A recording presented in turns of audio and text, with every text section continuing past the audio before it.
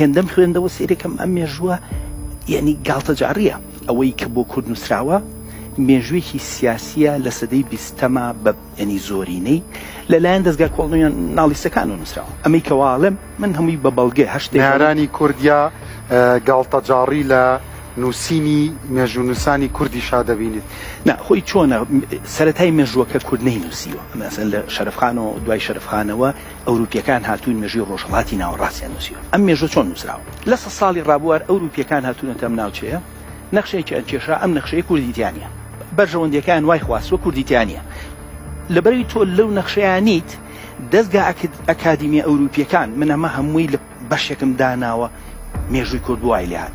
ئەی بینیشتی وان نووسراوە لەسەر کورد بە مێژوو ئەمڕۆ فرۆشێ بە جیهان یعنی گاڵتەجاڕیە بۆ ویستیانە ئەم خەریتەیە خۆیان کە دروستیان ئەم نەخشەیە کە ڕۆژهەڵاتی ناوەڕاستی دروستکراوە بەهانەیەکی ئەکادیمی پشتگیری بکە مەسن کابرای گەڵێ ئەمە چییە کورد خۆیەکە بە میدی ینی هەر گاڵتە بە کورد دەکا کە خۆی لە کاتێکە سەدان و هەزاران بەڵگەی میدیبوونی کوردێ بەم جۆرە کوردیش لەبەرەوەی خۆی دەستگای ئەکادیمی نەبوو مێژوو نووسەکانمان هاتن ئەمانەیان کرد بە سەرچاوە